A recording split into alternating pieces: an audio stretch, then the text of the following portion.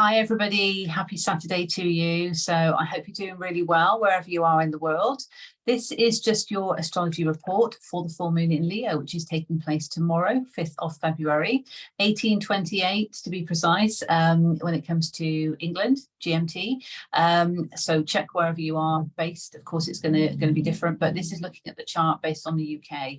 All right, so what you'll see is the chart up on the screen, and I will go through that shortly. But for those eagle-eyed of you, you might wonder why I've got the 12th of April 1927 for the UK, and that's because that was the date when the UK was renamed to be the United Kingdom of Great Britain and Northern Ireland, and I've put it at 12 o'clock noon, of course, just to get that indication of what we're looking at when it comes to the chart. So what you'll see as you're looking at the screen is you'll see an inner wheel or an inner ring and an outer wheel or an outer ring. And the inner is the natal chart of the UK based on what I've just mentioned, and the outer is the transits that's going to be going on at the point of the full moon, which has been set on here to 1828, as I was saying, for London. Okay, so that's applicable for London. So what we've got here is we've got a lot of fixed energy going on because, of course, Leo is a fixed sign, Aquarius is a fixed sign, and that is the opposite sign, and that is where the sun is because we are in Aquarius season, and the full moon is happening in the opposite sign of Leo. So there is that sort of, almost bumping heads in a way. Could even be push-pull energy when it comes to soul's essence and also the emotions. So soul's truth and essence and emotions. And we'll dive into that a bit shortly. But it also drew me to look at the other fixed signs within the zodiac chart. So, of course, Taurus and Scorpio, because there's a lot going on in Taurus as well with the essence of change that's been coming up since Uranus went direct. And I'm sure you've all been able to feel that in your own lives. We're really being prompted to make changes. So let's dive in, okay, and have a look at this. So as I said, 1828 is the full moon tomorrow, 5th of February, and that's based on the London time. Okay, so we have the full moon coming in 16 degrees, and you'll notice certainly in this chart, and it's going to be different for any other chart you look at, but certainly with this one, you'll see that the full moon is there and it's in the second house. And I've actually added a purple line underneath just so you can see that. So that's where the moon is coming in at 16 degrees. And it's within the second house of the UK's natal chart. So that relates to values and worth. And that's where the moon also is, but it's just in the Virgo portion. So there is an element of feeling the need to be grounded into one's emotions, but almost this full moon coming in to heighten the energy, to illuminate things that could shake up our values and our worth. Certainly here in England, with everything that's going on globally, you could look at that as a comparable thing anyway. But also what I was drawn to is within the natal chart, within the second house as well, we've got Neptune, but that is in the Leo side. So you'll see there 24 degrees, but it's still showing in the second house. And again, this is why your natal chart is unique, because you might have 2 houses in one sign. You might even have 3. It really, really varies. So this is a general overview. Of course, take it as it resonates. Your story is going to be unique for you. But looking at that second house, values and worth. Now, the second house is associated with Taurus. And when we look at Taurus, which is the other fixed sign, we've got Uranus there. And of course, that is showing in the 11th house of this chart as we look at it. And the 11th house relates to connections. So in terms of the UK, when it comes to values and worth, needing to change up connections. Now, you could look at that as being globally, connections between the UK and other countries at the moment. There is a need for change. Change is a brewing, but also within the collective based here. And for those that resonate with it, we've had to look at our connections with people, places, things, and what needs to change. What needs to change in accordance with our values and our worth. So the full moon is coming in, heightening that fixed energy between those two signs in terms of what's going on. Now, it will vary, of course, whatever house Taurus is for you uniquely, but this is a general overview. So you may have been feeling that, and it doesn't have to be connections with people. This could be connections with negative beliefs, thoughts from the past, pain of the past, connections with places, feeling tethered to something. Of course, that's more Scorpionic energy and Capricorn energy in some ways when I just reflect on tarot. However, this is saying, you know, in terms of connections, there is that need for change to people, places, things, because we need to look at our values and our worth. And is it in alignment with our values and our worth, ultimately? Are we under any illusions? Certainly with Neptune there in the second house on this chart as well. So considering that, taking that into consideration. Now, full moon's happening in Leo. Lilith isn't far behind. So Lilith is on the moon's tails.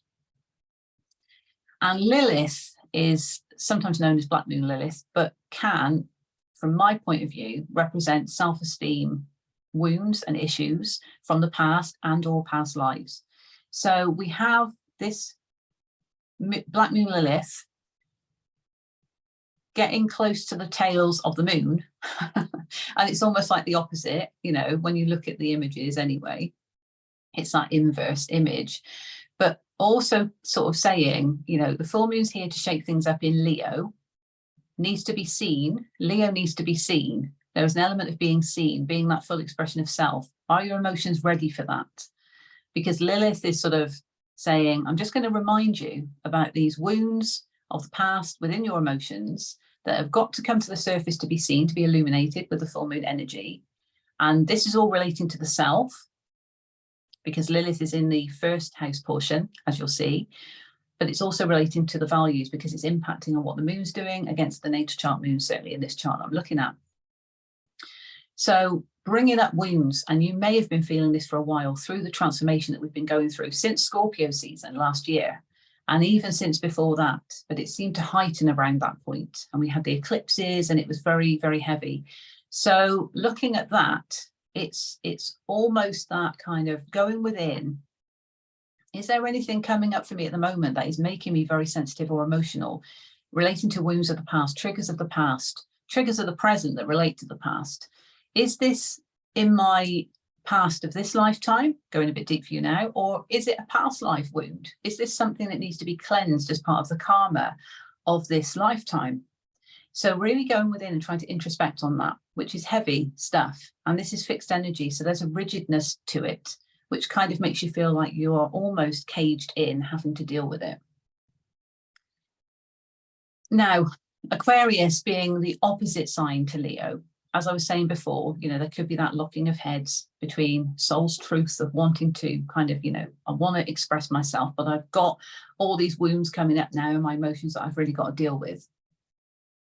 So it's trying to work with the energy rather than just kind of accepting. There has to be acceptance, but rather than just accepting and ignoring that energy when there's opposition energy, it's working with it so that we can actually transform, we can transmute, because these things are coming up for a reason. They're not just coming up for fun, they're coming up for a reason. It's deep, it's heavy, we've got to process this stuff in order to transform and move through, to be our best version of ourselves and for our own highest good. So acceptance of that is paramount, and recognition of what has been illuminated or is being illuminated in order to be accepted, in order to be acknowledged and validated as real feelings. Don't push them under the carpet. These are real feelings coming up. And now what do I need to do? Sit with these feelings for a bit. Do I need to transmute them? Do I need to release them? Because of course, full moon is perfect for releasing, but take your time with it. Don't rush through and just assume that, oh my God, it's a full moon. All this is coming up, release, release, release, because it doesn't work like that, as we know. This is acceptance of what is being shown. And Lilith is there, I feel, to show that, because she's behind the moon. She's almost kind of, right, I'm here, and I'm going to remind you of this. So the energy is going to be heightened anyway. But it's an extra heightening of that, if you like. Now, also in Aquarius, we have Saturn at the last degrees. So there is also the heaviness there of the Saturnian energy. As you'll see on the chart, this is happening in the 8th house for the UK, and there's nothing in the natal chart within the 8th house, but the 8th house connects to power. It can also relate to money. And when you're looking at relationships, it can relate to sort of passion when it comes to sexual relationships, sexual connections, for example. But looking at this from a general perspective in terms of that power that Saturn has, this is heightened because the sun is there. And also Aquarius is calling for change as well. So I mentioned that within Taurus energy, but Aquarius is also about innovation. It also relates to connections. So with that going on as well, that does kind of tie in nicely with what's going on within the 11th house, within Taurus, calling for change. Aquarius calling for innovation within connections as well, but also needing to be free in terms of the true soul's truth.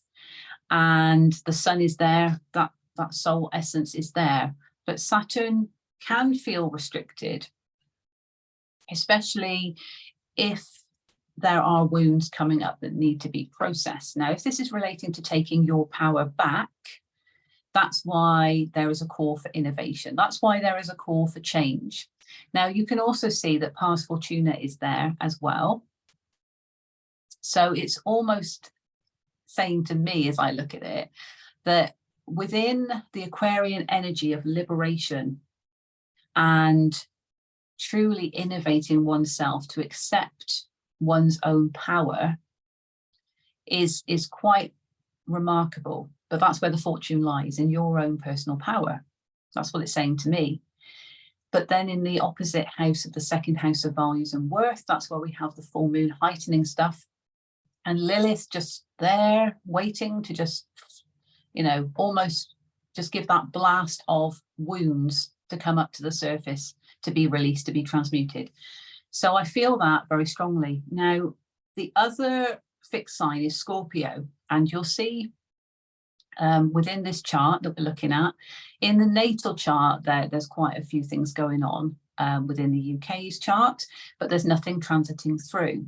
But you'll see that the pot of fortune for the UK is in the 5th house, and that is significant because that's the 5th house is the house of love, and the UK is heart chakra of the world. So fortune lies in that love, in that essence of love. Now, wouldn't it be great if we were all living in love, peace, and harmony? We know that the 3D reality is more challenging than that. But when we can pull it back to the essence of love, and certainly when we were looking at, that power of the truth of the soul, needing to make changes in connections, we are taking our power back and we are showing that love to ourselves by doing that. And ultimately, that is going to be manifesting our reality of what we see reflected back in our external reality. So just to put that out there as well for you. I was also drawn to the 9th house here. And the 9th house can relate to sort of beliefs and religion. It can be connected to spirituality because that is, of course, a belief. And it could also be described as a religion to those that it resonates for. The 12th house is the spiritual house, of course, but the 9th house, beliefs, your beliefs. Now, what you'll see is we have here a lot of divine feminine energy transiting through the 9th house for this chart. Certainly, it's the 9th house. Because we have Venus there, and we also have Vesta. So that essence of divine feminine and that keeper of the sacred flame. We've also got Neptune. So heightening the Piscean energy of that magic, that mystery, that ethereal essence, and just a nice energy to have transiting through the 9th house. But of course, that can be challenging if we are accepting and processing wounds that have been coming up, because maybe that's been knocking our beliefs off course. This is saying that we need to pull it back to our belief system. And what do we believe is right? Not what other people tell us to believe. It's down to us what we believe. And often we can take on too many people's views, too many people's opinions, as our own. If we share the same beliefs, great, that's alignment, that's kindred souls, but we need to have our own belief system. What do you believe in your life? What do you follow in your life? And it's very important. So that's also linked to the power aspect I was mentioning, because when we can truly accept ourselves for who we are, we want to take our power back. We want to change those connections with people, places, things that then align us with our values and our worth, because our emotions are going to get triggered because of what's going on with the full moon and Lilith. We need to heal those wounds of the past in order to truly embrace our beliefs, how we operate on a day-to-day basis in terms of how we want to live our lives, not what other people tell us to do or how other people might perceive our lives to be. So that's also very important as well.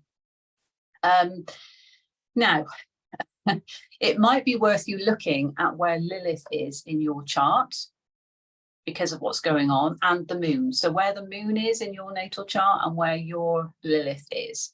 So when you look at the UK chart, we know that Lilith is going to be transiting through Leo as well as the full moon.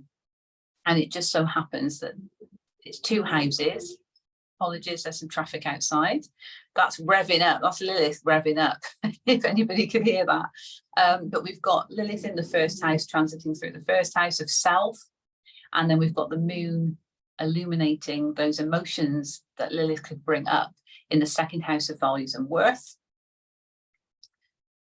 Also heightening that energy of the desire within to ground our emotions in, but all these things coming up can make us feel a bit, oh, but can also make us feel, oh, like that. And I have to just do that as a way of expressing it, because we want to be grounded in our emotions, but we can't push things under the carpet. We have to accept what these emotions are that are coming up.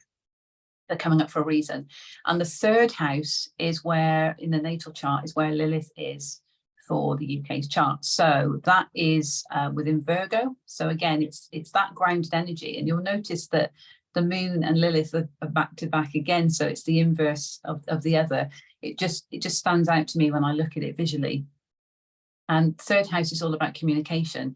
So these wounds are coming up, but we need to accept them and we need to express, even if it's just to ourselves, we need to fully express. That's where journaling can be very helpful, if that resonates for you, because you know you're accepting what's coming up, you're getting it out of your system, and by doing that, that could help you process what needs to be released.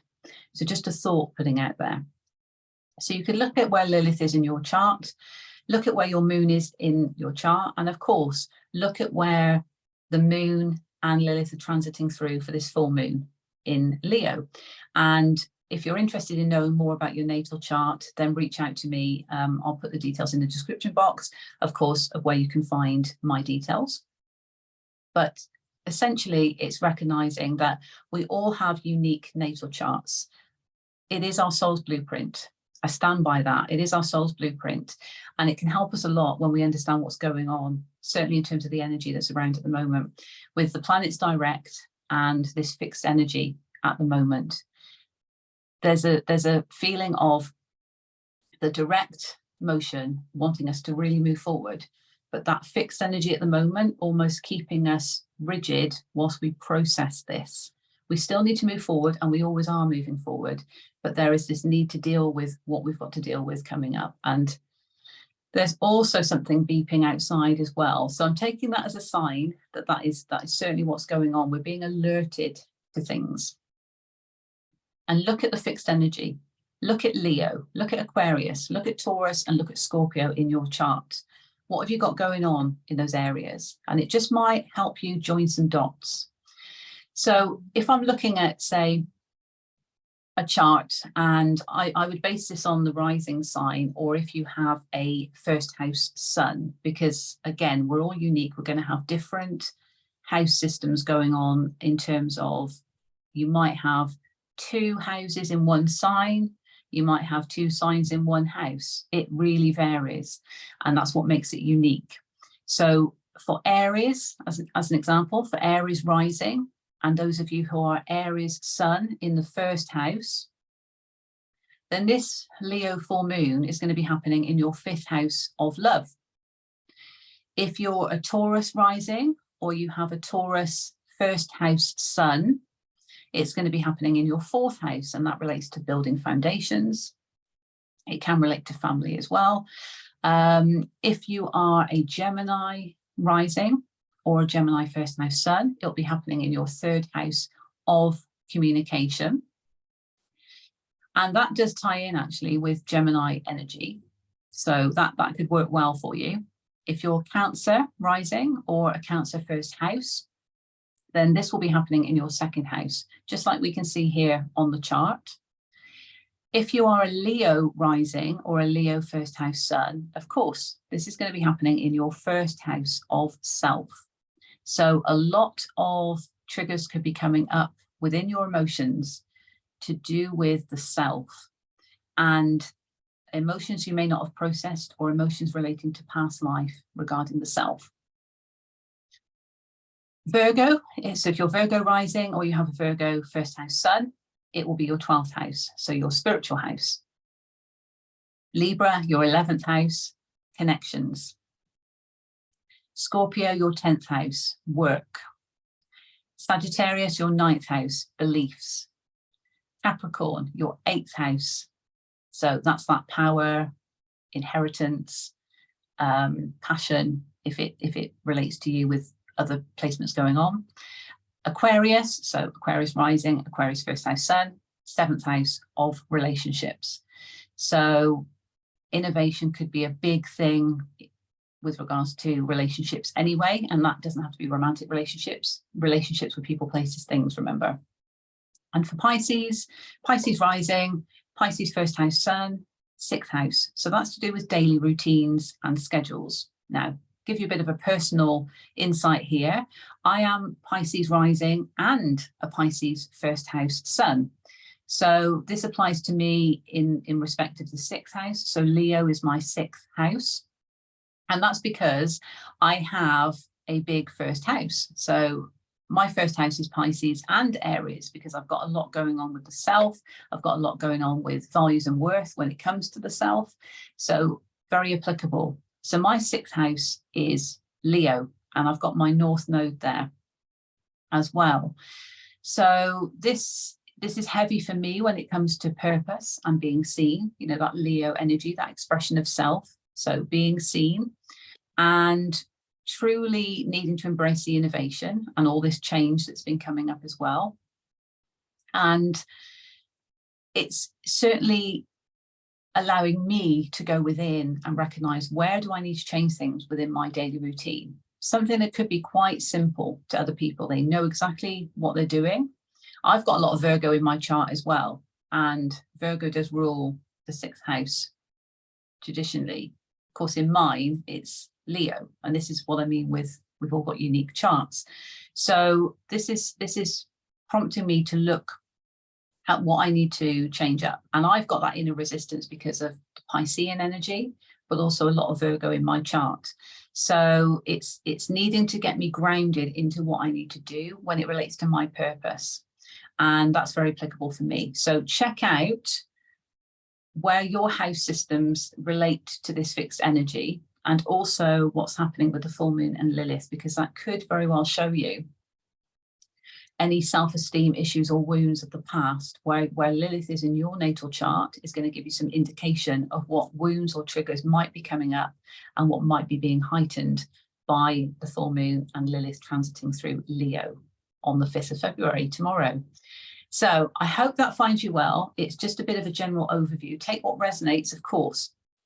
This is just a general overview. And as I said, for your own personal natal chart review, if you want to reach out, I'm more than happy to assist you with that. I do believe that astrology, our natal chart, is our soul's blueprint, and it certainly helps us understand where we need to heal, where we need to transmute and release, and of course, the energy that we can truly work with to manifest that reality that we desire, because it's all within us. Everything is within us to be able to manifest. We've just got to process certain things, and these transits remind us of that. So I'm sending you lots of love and blessings for this full moon, and I will see you again soon. Take care, everybody.